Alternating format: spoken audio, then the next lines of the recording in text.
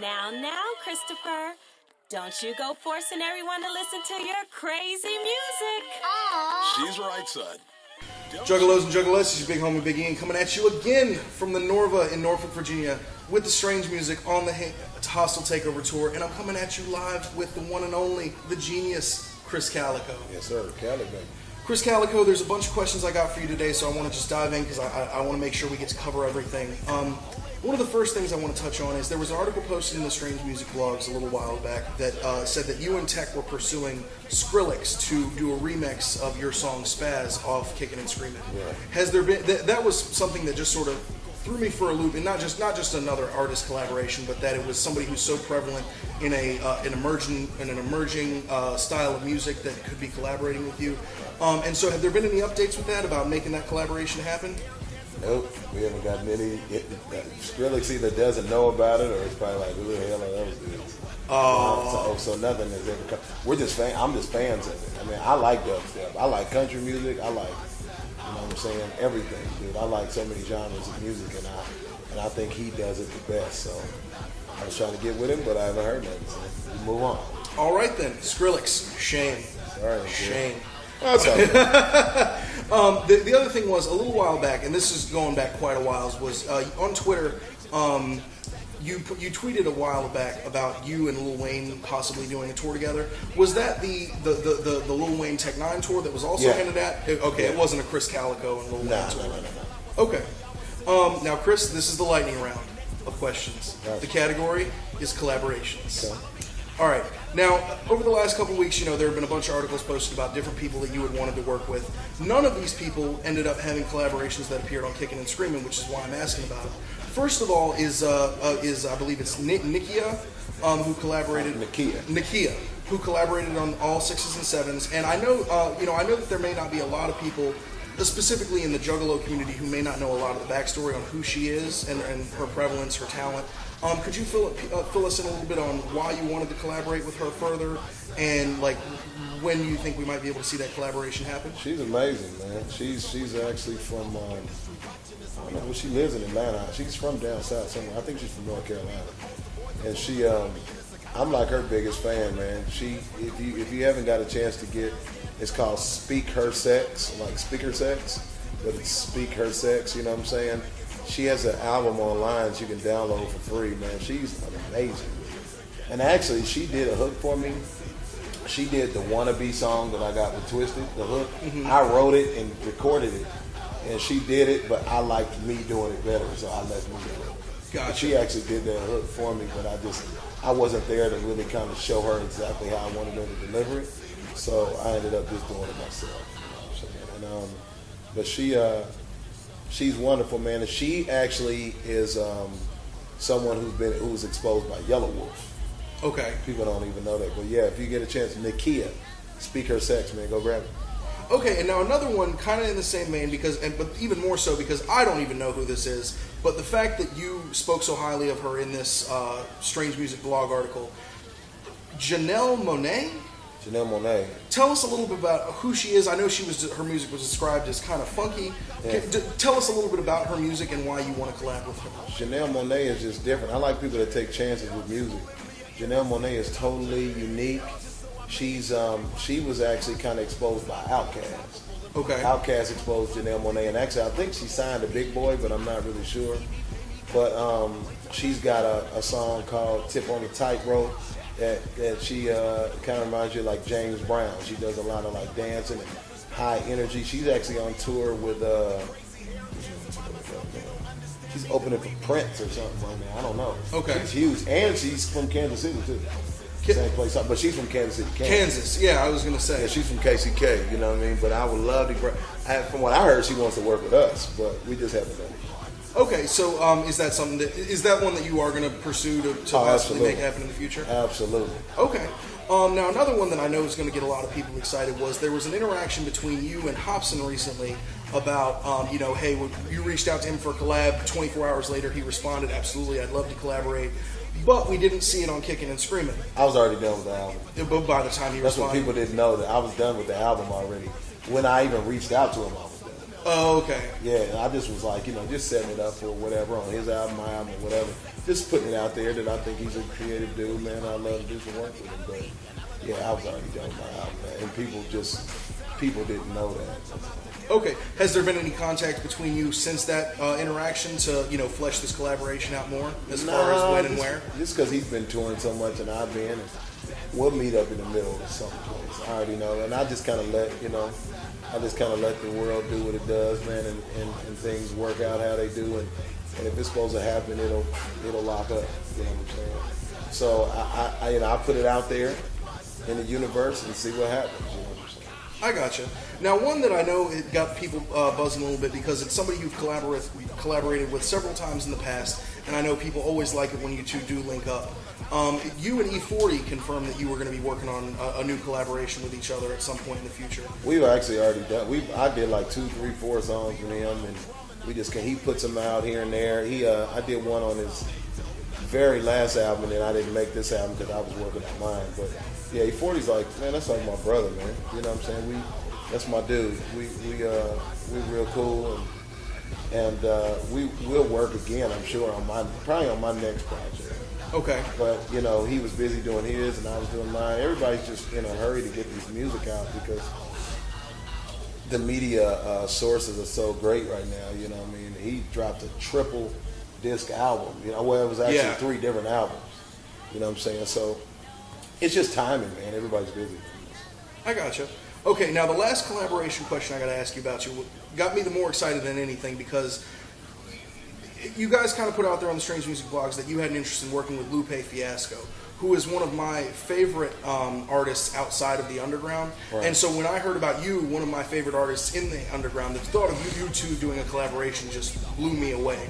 Have there been any updates on fleshing this out to possibly make that collaboration happen? No. I mentioned it, but I haven't reached out to him really, man. I know I could probably get to him like that, man. And a lot of these guys really respect us right now, but you know what I'm saying? I haven't really pursued it anymore, man. And now that you say that, I will. I haven't even thought about it anymore, but I will because I really think he's a good artist. There's a lot of artists out there, man, that I like to collaborate with. I can't even remember them all the time, but like I said, man, I just put it out there, and usually they end up contacting me back, or I end up running into them somewhere, with T-Pain, with Wayne, with Twisted, not Wayne, but with T-Pain, with Chameleonaire, with Ritz, with Twisted, all these people, I just end up running into them. I ran into Chameleonaire in Australia. He was on the tour with us. Twisted, I've had a relationship with forever. Like, them were my brothers, man, and they murdered it on this album. Murdered it to me. I put them on. When they did one song, I was like, I got to get them on something else. Which one did they do for you first? Dixie Cup or? They did Dixie Cup first. And then because that one went so well, dude, I was like, man, I got to put them on Wannabe. Because originally, Brother Lynch was supposed to do Wannabe with me. Me, Brother Lynch, and Tech were originally supposed to do that song, but I ended up just writing it because Tech, is busy doing a lot of stuff, and then Lynch is busy doing stuff, and it's like, I don't wait. Like, if I ask people to do a collab and they don't do it, I just go ahead and write versions. Cause I do my music like really, really quickly. Sure. You know what I'm saying? And Twisted, I send them something and they send it back the next day. You know what I'm saying? I send them a collab, I'm like, with my verse on it. The next day I got it in my email. Wow. So I'm like, you know what I mean? So I was like, you know what? I need to do something else. And they murdered it. Like, I feel like I've never heard them rap like that, even though they're always good. They're my favorite on Psychopathic. And that's why I reach out to them all the time, because they're my absolute favorite over there. And they just, like, kill it, man. I think we inspire each other, man. Absolutely. Now, one of the biggest things in the whole interview I need to talk to you about was there's been a lot of buzz going on lately about you doing a collaboration project with T-Pain. I know there was an article posted about it on the Strange Music blogs, and I know the speculation and buzz just in the underground took off from there. Have there been any updates with that? Have you guys discussed doing this any further? No, and I'm about to get with him in like 2 days. He'll be in Atlanta at the Atlanta show in 2 days, man. It's funny because it was just really like, we mentioned it. We were just like, man, I said, damn, we need to do like a whole project together. And he was like, damn, yeah, that'd be tight, I'm down. that was as far as it went. So I just mentioned it on the internet, and it was like, boom. And so that conversation then becomes a Strange Music blog post. It becomes a everything blog post. Okay. Out of nowhere. So now I'm like, all right, dude. So everybody's looking forward to it. What you want to do? You know what I mean? So it's kind of like it was just us mentioning it, man, and we talked about like, you know, it would be a good idea because he's super creative. I am. I know some of our, you know, followers and some of our people that really love us to be in the underground don't necessarily want us to collab with mainstream artists, but that dude is creative, man. I like creative people. That's all I am. I'm just a crazy creative guy, you know. And so when I meet other people that I know are crazy and creative, I just get with them. Rich was the same way. Yellow Wolf introduced me to Rich. Some people knew him, some people didn't. I like him, so I put him on the album. Mm-hmm. You know, I do what I like, and you know, generally people share my opinion once I get it. Okay, so now moving in towards the future, what's next for Krizz Kaliko? With the T-Pain album on the or on the possible roster, I know before Kicking and Screaming, you were throwing around the idea of what should Krizz Kaliko do next, an album or a mixtape? Just what do you have planned for the future? I know you just dropped an album. I don't even know. Don't know what's gonna happen yet. I don't know, man. Like I just kind of take it as I'm gearing to work on Tech's new project because I'm so instrumental in Tech's music. It's like when he does an album, it's like me doing another album because we do his albums together. I do my albums pretty much alone, but you know he'll help me write it in Maxilla. You know, helps me write some choruses on them. But for the most part, like I do a lot of my stuff by myself, and then I work on his album. So next for me, I guess the answer is the Tech 9 project, which is called. I'm not going to tell you. I knew you were going to do it. No. They haven't released it yet. Can't blame me for trying. Yes. All right. Now, Krizz, another thing that personally related to me, it kills me whenever I don't hear word about this project because it's one of the most anticipated musical projects that I've ever waited for, been excited for, and it just seems that like it's always just over the horizon, but it never gets any closer. What can you tell us about this project? I know that there was an update recently about that it had been on hold because the Dirty Worms had a previous contract issue. That was the whole issue. Okay. That was the issue, and then we're just always touring. That's going to be that's going to take a lot of effort, man, for a whole band, for us to do stuff. But I've got like 10 songs written for that album. For K.A.B.O.S.H. Years ago, yeah. I'm always ready, man. If you stay ready, you don't have to get ready. You know what I mean? I like that saying. So I'm always ready for whatever, and my brain is so like all the time. That's why I call my album Kicking and Screaming, because that's what I feel like on the inside, even though generally my demeanor is like this. Mm-hmm. But on the inside, I feel like I'm like, so I'm always ready. My brain's always moving. I write songs like this all the time, and so you know, whenever that thing can come together. We got all the contracts together and everybody's ready to go and we're not touring like this. I think that's what I'm saying. It is the Dirty Worms' previous contract obligations issues. Has that been resolved? Are they? As far as I know, I don't know. As far as I've heard, but I've just heard rumors about it, man. And my basic situation here with Strange Music is music, man. When I hear rumors and stories and diss tracks, and I'm like, dude, I don't really even subscribe to any of that. Like, I don't even do the business part. You know, I mean, I know the business, but if I concentrate on any of that, it takes away from me making an album like I just made. I think my album that I made is the most incredible project I've ever done. And so I concentrate on just music. When people ask me stuff, usually my answer is the same. I'm like, dude, all I do is sing and rap. They're like, hey, man, so what about this? I just sing and rap, dude. And you do it so well. I don't know, and that's why I think it gets to be elite because I concentrate on that. Yeah. All right. Well, Kaliko, that's all the questions I've got. But diss me, you won't hear a reply because I'm not going to help anybody out.